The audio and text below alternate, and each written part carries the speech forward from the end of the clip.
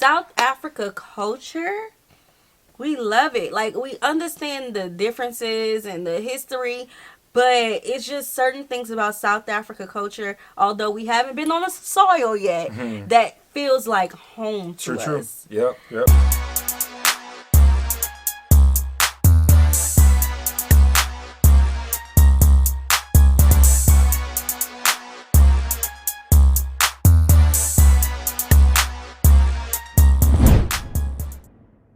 What's good, y'all? It's the Demouchets React, and we're back with another video. Who we got today, C? Today we're back with another American reaction. Super excited about this video, guys. If you're new to us and we're new to you, make sure you scroll down, hit that subscribe button, and turn on the post notification bell because we're on the road to 100K. And we cannot get there without you guys, all right? Join the family. Without further ado, let's get into the video.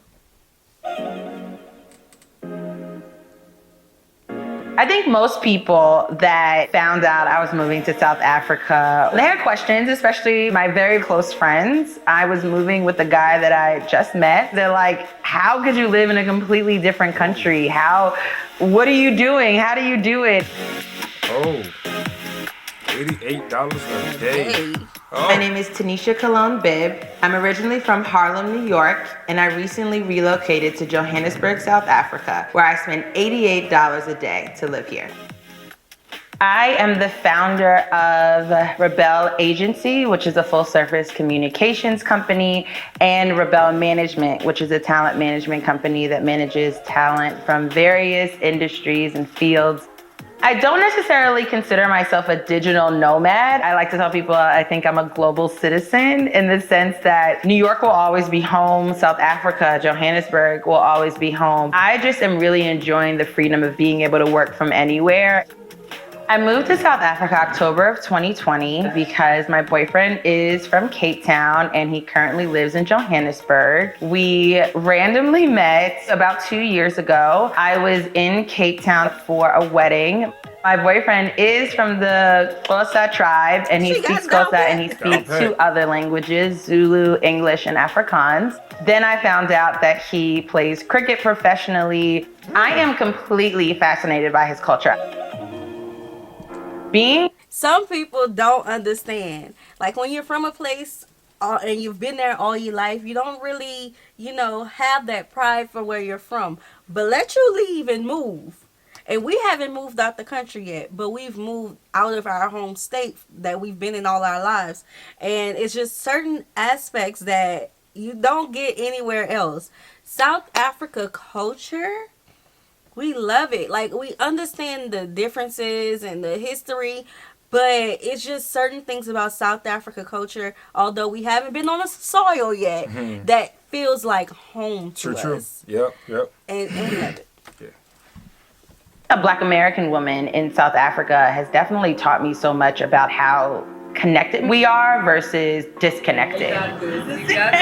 Sometimes I hang around with my South African friends and I feel like I could be in New York having this exact same conversation with my Black American friends. But you know that was like a trend for a while. Remember there was like the definitely. I think having a company and being an entrepreneur eventually was the reason why I wanted to travel more. I got to a point in late 2018 where I felt kind of stuck in New York City, emotionally, spiritually. I wanted to experience new things. And now being in a completely new space with the safety of being here with someone who... Yeah, and I just want to make a mention, don't ignore those feelings. Like, that's a real feeling.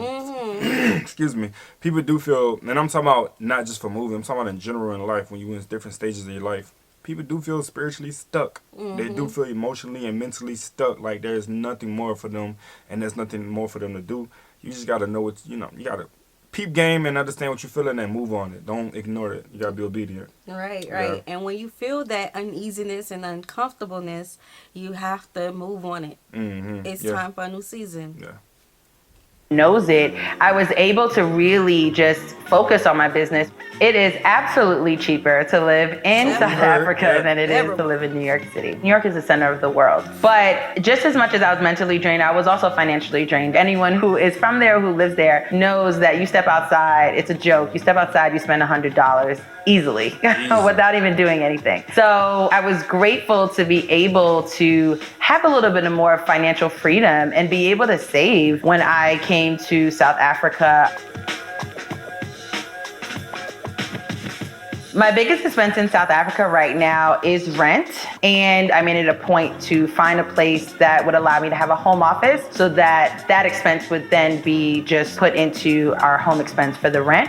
When I first moved to South Africa, my boyfriend had 2 cars, so he was able to give me one and over the course of a weekend teach me how to drive on the other side of the road and then let me fend for myself from there. But once we sold that car, now a lot of those expenses for travel are in Bolt or Uber. I mainly cook from home for breakfast, lunch, and dinner because I have a home office. We spend roughly about 2,500 rand a month on groceries, which is about $170 a month. Because we split most things, I pay about half of that monthly, which is about 85 bucks. That is a lot cheaper than what I was spending in New York City when I could go to Whole Foods and spend 200 easily one time. When I do... That's her living by herself. Well, she's living with her. Well, she was living with her. I think she moved with her boyfriend. Yeah. She wouldn't go see him in Cape Town and stay there. But this is her living by herself, and yeah, she's not lying. The expenses are high. Easily, bro. You're gonna spend a good penny. Like, especially in New York. New York have higher prices. Mm-hmm. Go out and jump into a coffee shop to work during the day. I definitely get a latte, and that averages from about 25 to 35 rand depending on the coffee shop, which is about $2. Now in New York, you know, you can get a $2 coffee at the breakfast cart, but most coffees in a nice coffee shop will run you $7 to $8. So it's definitely a cheaper expense here to grab coffee while I work.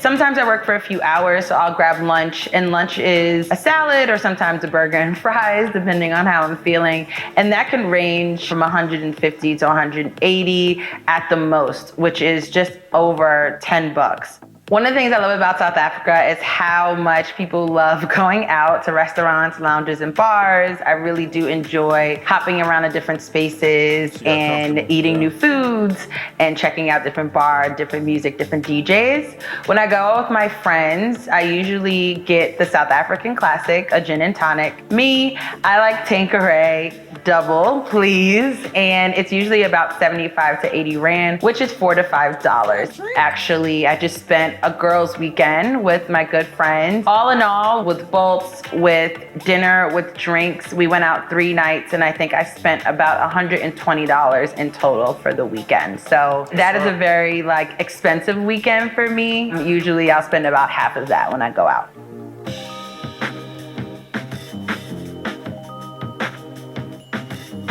When I got here, I didn't really have to go to the doctor. I did once or twice, and I remember those bills being about $1,500 each, which is about $100 for those visits. I do know, although I haven't signed up for any insurance, that insurance can be about 3,000 rand a month, which is about $200.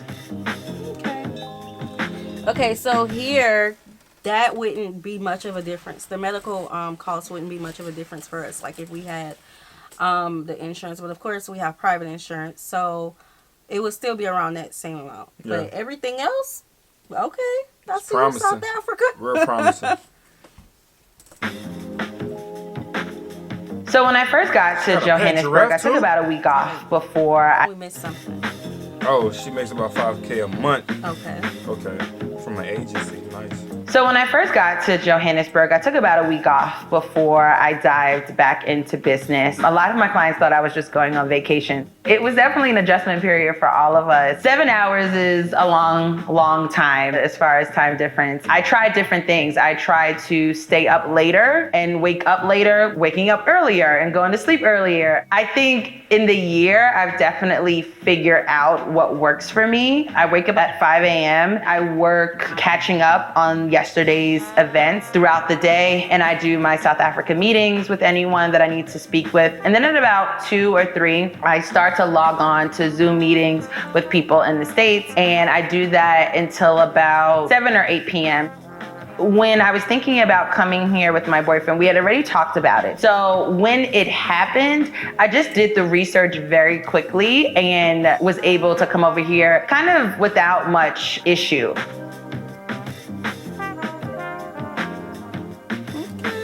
So when you land in South Africa, you don't have to pay anything upon arrival. You do have to have a returning flight just in case. Sometimes they ask, sometimes they don't, but you don't have to pay for anything. You don't have to apply for anything before you land. I could keep renewing the 90-day visa, but of course I want to build more of a permanent life here in South Africa. So me and my boyfriend are working together for me to actually apply for a more permanent visa.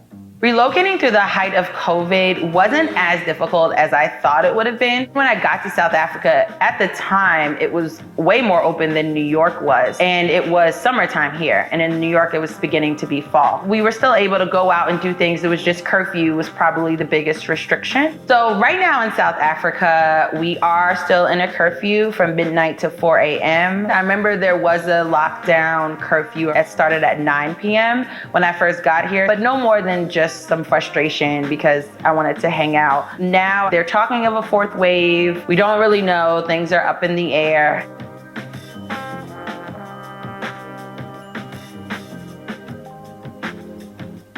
Yeah, man, COVID has spread all over the whole world, man. It was So we've been vaccinated for a few months, and I know a few of our friends also got vaccinated back in September, late August. So yeah, I think the country is doing the best they can to get information out there and to get people vaccinated.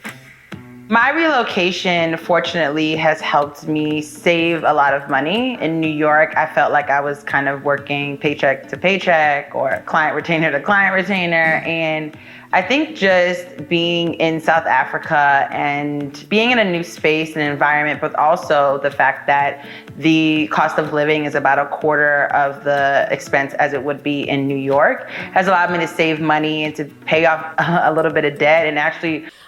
So we do know that the pandemic is pretty much over. So Yeah.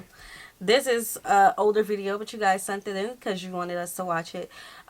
We talk about the wealth gaps a lot on the channel when it comes to the other countries. But here in the United States, like a lot of the minimum wage is low. Like our home state is one of the lowest minimum wages. And if $7, did it even get I raised think it to went 14? to 8. It went, you think? To 8. I didn't hear anything else about it. I didn't hear know anything, but yeah, I know they were raising it, but yeah, so it's expensive to live a lot of places in the United States. So with her living paycheck to paycheck, that's like almost every other American who isn't wealthy. yeah, that's their reality. Real Yes. talk. And I think at the end of the day, you can get it out the mud anywhere you go. But if your head is on straight and you know what you want out of locations and you have a good reason as to why you want to move, bro, you can kill it. You can make some big changes for yourself. Yeah, and not even just moving somewhere else, but just you got to be creative with your life to get out of that paycheck to paycheck rut. You know? Yeah, you can do it. Yeah.